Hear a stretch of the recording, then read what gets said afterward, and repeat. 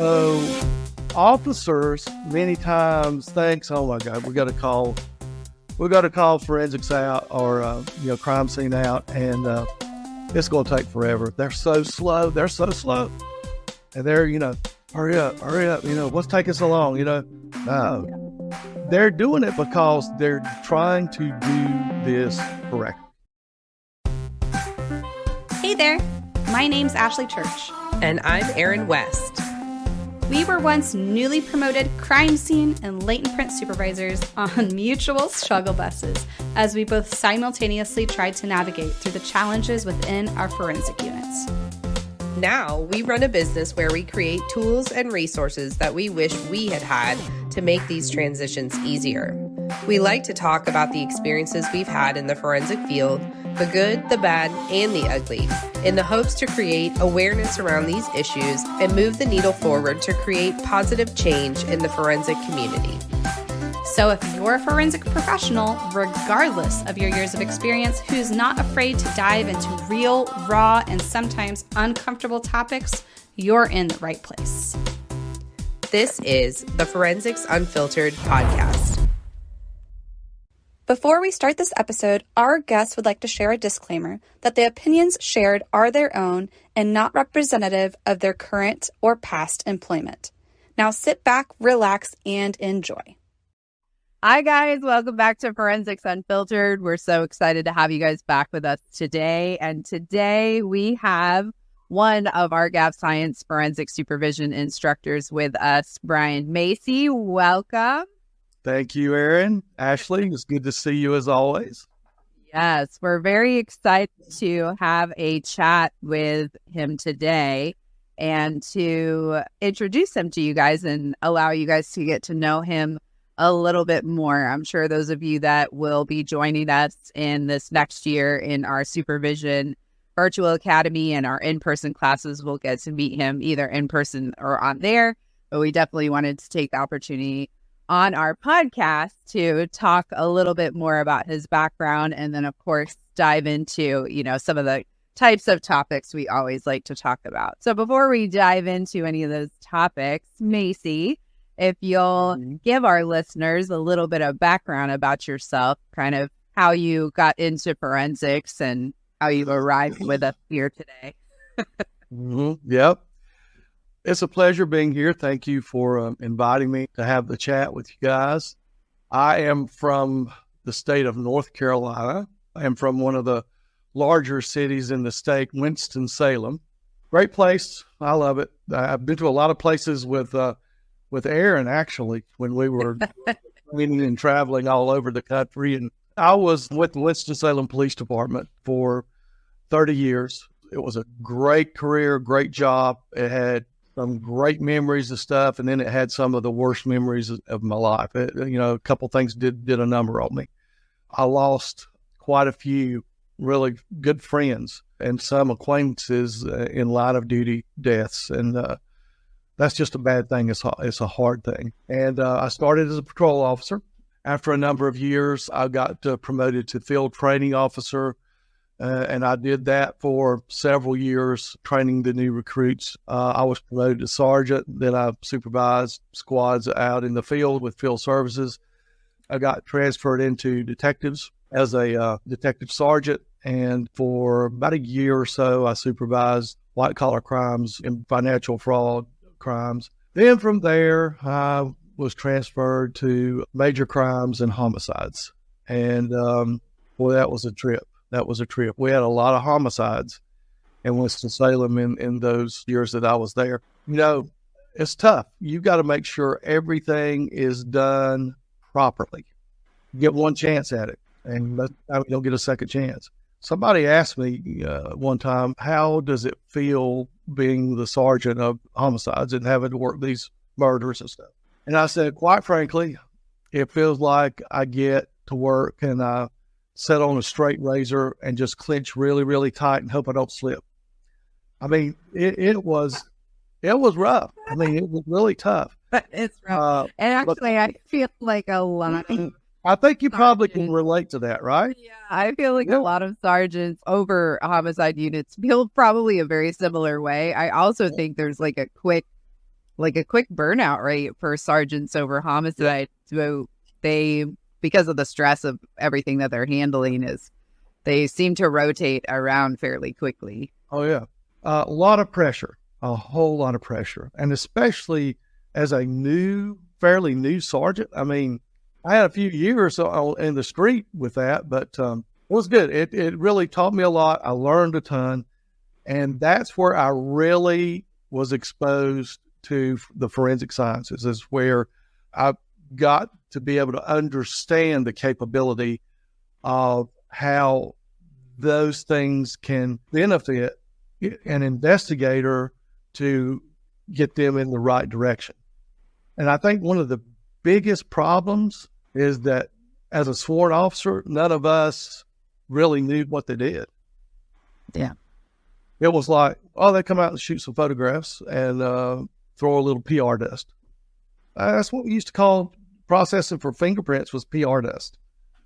Yeah. Because we never got fingerprints. I mean, occasionally one would, you'd solve a case here and there, but it just wasn't good. It just wasn't. Interesting you say that too, because like in today's world, it's, at least in some agencies, it's not, the perception is not much different now.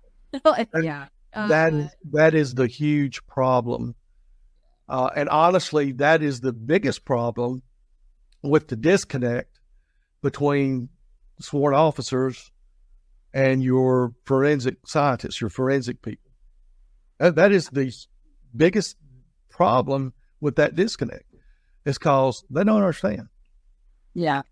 Something you mentioned earlier, you talked about when you came into the field, the law enforcement field, it was very focused on helping you stay alive, which I think a lot of officers, like even my husband, is a law enforcement officer. Mm-hmm. And that is a very distinct dichotomy. Like him and I have had that conversation before. Sure. Where like, I will go to work and there's really no risk of me dying at work. Whereas for him, that risk is very ever present. So I think there's a lot of, just in law enforcement in general, when you have civilian units, that the value of, the civilian units or what they do isn't always weighted the same, because the officers have, this extreme risk at their job. Yeah. And so we found a lot of departments where, when sworn officers are placed over those forensic units, like you said, obviously they don't have a lot of knowledge of what the forensic units do, but there's also this feeling that supervising these types of units almost makes you less than as an officer, like you've been placed over those units as a punishment, or it's not a unit that you would prefer to supervise. So at some point in your career, you moved up through the ranks, but eventually you did end up supervising not only sworn divisions, but also your civilian forensic units, right? Well, right. And so when you stepped into that role and started supervising them, did some light bulbs come on at that moment, or how was that? As I was nearing toward the end of my career, they had changed from civilian supervisors over the forensics folks, and had actually changed the name to Forensic Services Division. So I got assigned as the director over the Forensic Services Division. And when I went in there, I made kind of a vow to myself that for the first 6 months, I was not going to change anything. I was going to watch and observe and learn and see what was going on. The first thing I learned was I really did not know what the forensic division did. I kind of did. I kind of had an idea, but I learned real quick, you don't have a clue. You don't just come out and photograph.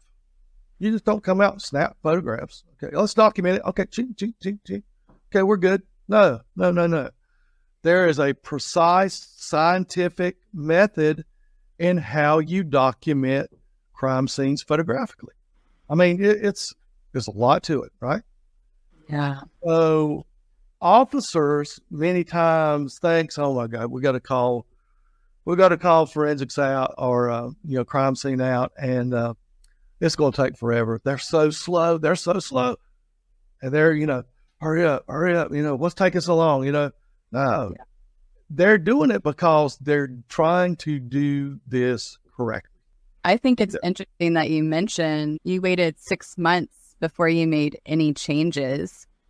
Do you think even by the 6-month mark, you had a good grasp on, I understand what the function of this unit and how it's supposed to operate, or did it take a little bit longer than that? It really took longer than that. I'll be honest with you. I was there for almost, I think, 4 years. I never stopped learning. Yeah. I didn't know everything, even my last day there as the director. I didn't. I mean, I never stopped learning, and it was fascinating. Some of the things that I did, and, this really, for the summit, I'm teaching the class, Bridging the Gap, sworn and non-sworn. It's very specific about a lot of this stuff we're talking about. And the street cops, honestly, to a large degree, it's really not entirely their fault, their attitude and stuff. It's not. It's how they are trained and brought up in the thought process of doing the work of a police officer and staying alive and surviving. Yeah. So I'm interested to hear your thought on that, because I think, like what you said, is what happens a lot of times, that people don't understand forensics until they either have to directly and actively work with them, or they get promoted over them. And then all of a sudden they start understanding how complex it is. So I'm wondering, for all of those out there listening, do you have any suggestions about how, not that they bridge the gap with their supervisors or the people directly with them, but all those people at their department, all those sworn officers that are aggravated when it takes a long time, or they don't see the value in that, or don't understand what they do? How can they bridge that gap and gain, some of that respect there, where they can really see forensics as a benefit to their investigations and things like that? Yeah. Like Arian said, it's actually kind of interesting that you phrased it in that way. And I don't know if you experienced this either, but when I started and they had the new recruits coming for the police officers, right?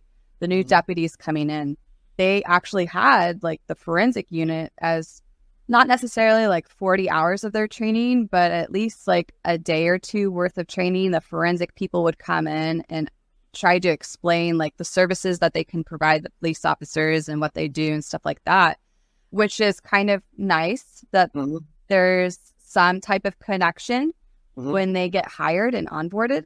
But then over time, in their new recruit training just alone, it got dwindled down and dwindled down and dwindled down. And now it's like maybe an hour presentation that they get with the forensic unit. And in some cases, they're like, we'll just, we don't have time, so we're just going to nix this part of it as well. And we're like causing this complete disconnect instead of trying to get everyone on the same page so that they understand each other. As a supervisor, you're trying to lead your forensic team. So not only do you have the challenge of making sure you're up on all the capabilities and all of the procedures and everything that's required to do this type of work properly, we're also challenged with having to educate the sworn officers. Because if they don't know, they don't know. And that's a problem with some of it. You've got to be creative. You got to figure out how to do that. One of the ways I did that is I went and spent 15, 20 minutes in every roll call. And that was day shift, evening shift, midnight shift. And I made sure that I did that and hit every squad. And I did it with the detective division as well. Because your detectives many times do understand the critical things of the forensic process and why it's done and what entails that. But it's not the same when you don't do it hands-on. It's just not. Well, when I was getting ready to go in, there has been another lieutenant in there before me. A good friend of mine, we went through recruit school together. But basically, they sent him in pretty much as a hatchet man. He went in and he cleaned some house. He fired several people. That needed to be fired. That was causing lots of problems. But when I walk in after him, do you think the folks trust me? No. And I'm sure the morale is tanked. Oh, yeah. Absolutely. And I didn't expect them to trust me.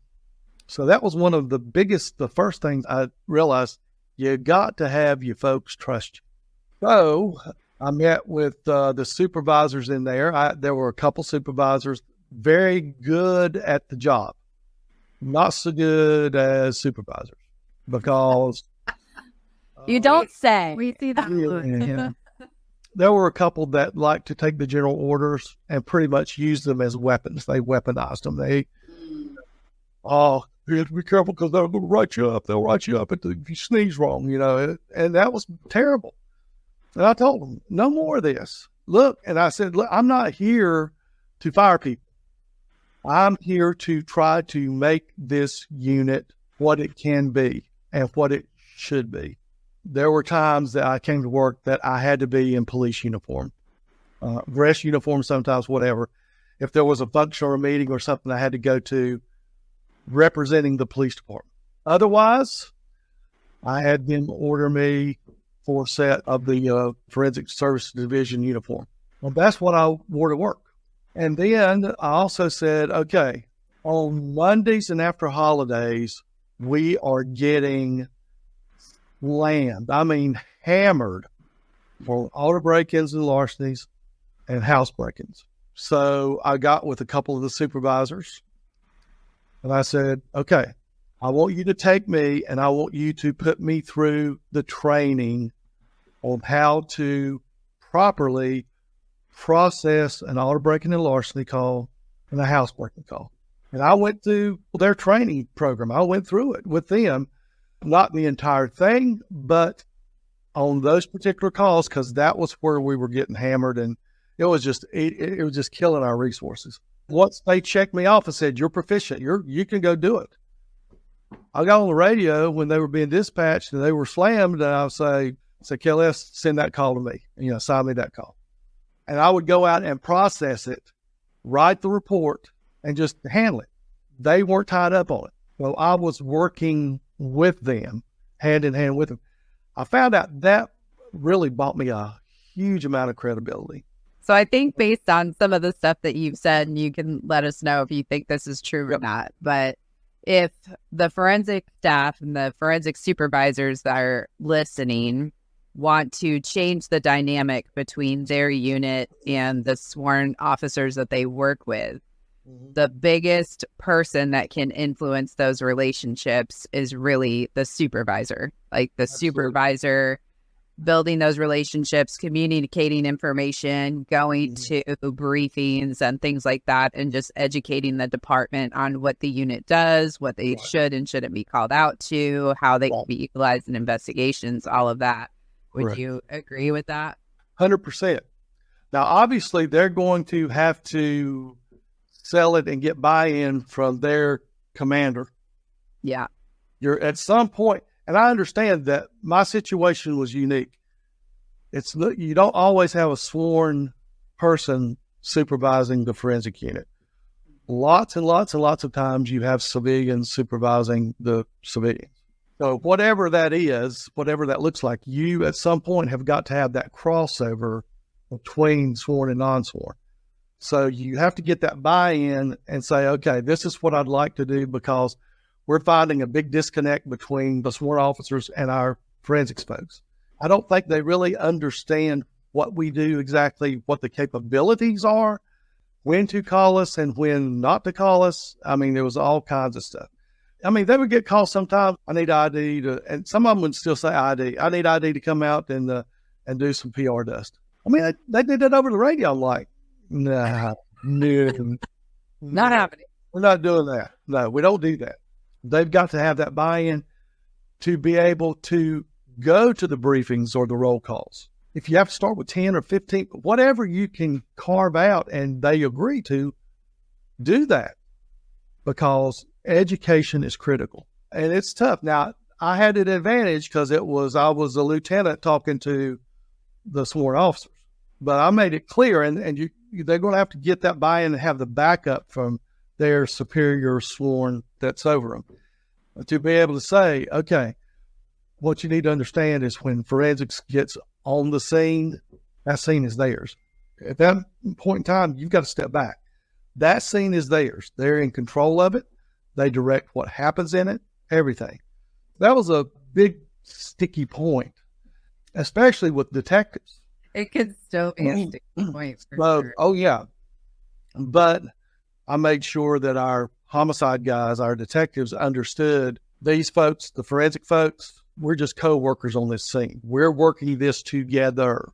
Yes. And there's points that homicide investigator is critical to have them there to answer questions, to make sure that you have the information you need to properly process things. It's all about being a big team and getting everyone at the agency to see each other as parts of a team that are investing into and providing things to the same investigation. Absolutely. So all this stuff is great that I'm talking about and is important, but that's just part of the puzzle. Because as a forensic supervisor, guess what? Your other huge challenge is your personnel. Now, if you want the sworn folks to understand and have that relationship where your folks are respected and work together, guess what? You got to make sure your folks are respectable. Yes. You got to make sure that you have really good people who know what they're doing, who are very well trained, and they act and behave professionally. If you want to be treated as a professional, guess what? You can't swagger onto the scene like Billy Bob chewing a big wad of tobacco and spitting everywhere. Or be expected to be regarded as a professional. Doesn't happen. You've got to be professional. And that means you got to dress professional. That means you don't, pull your uniform out of the dryer and you walk in and it's all wrinkled and not ironed or pressed. You don't look sharp. You look like you slept in your uniform and then just kind of walked into work. You've got to dress the part. You've got to act the part. You've got to be the part. If you want to be guarded and looked on as professional, you've got to act. You've got to be professional. Yeah. And I think you already mentioned the summit. So this is a great segue into the summit. But those of you that haven't attended the summit before, the 2023 Forensic Supervisor Success Summit is coming up in the middle of September. It starts September 18th. But Macy talks quite a bit about not only bridging the gap between sworn and civilian, but he does also talk about having professional staff and how you go about doing that to raise the reputation of your unit. So if you guys are interested in that training or any more training, we have a variety of speakers that are going to be talking about communication and conflict resolution at that summit. So we hope that you join us there. And then, of course, Macy is one of our forensic supervision instructors. So you guys will see her popping up throughout the next year in our virtual academy, as well as any in-person classes that we have. But if they would like to reach out to you, how can they contact you for more information or chat if they would like to do so? The easiest way to reach me is macy@gapscience.com. And that's pretty much easiest way, I think, to remember it. It's just my last name, Macy, Macy@gapscience.com. Awesome. And I'll make sure his email as well as the link to the summit, I'll include these in the notes below. So just click the link and you can get directly to the website. Awesome. Well, thank you so much for joining us today, Bryan. You are so welcome. I'm terrible. This is terrible because if y'all allowed it, I would just keep talking. When I'm passionate about something, I get ramped up really easy. And I'll be honest with you, the 4 years of my time in forensics division, I think were some of the most fulfilling years of my police career. I really would have loved to have spent maybe half of my career in the forensic division because it was awesome. Love it. We're all on that same boat as well. All right. Thank you so much. Thank you for So welcome today. We'll see all of you guys at our next podcast. Bye. Don't forget the summit. Yeah. Thank you so much for being here and listening to Forensics Unfiltered. If you liked this episode, would you do us a favor and leave a review letting us know specifically what you liked about this topic? It will only take a minute, but it will really help us plan future episodes so we can bring you more topics that you want to listen to. We'll be sure to provide any links from today's episode in our show notes on our website. Head to www.gapscience.com. Until next time, stay safe out there.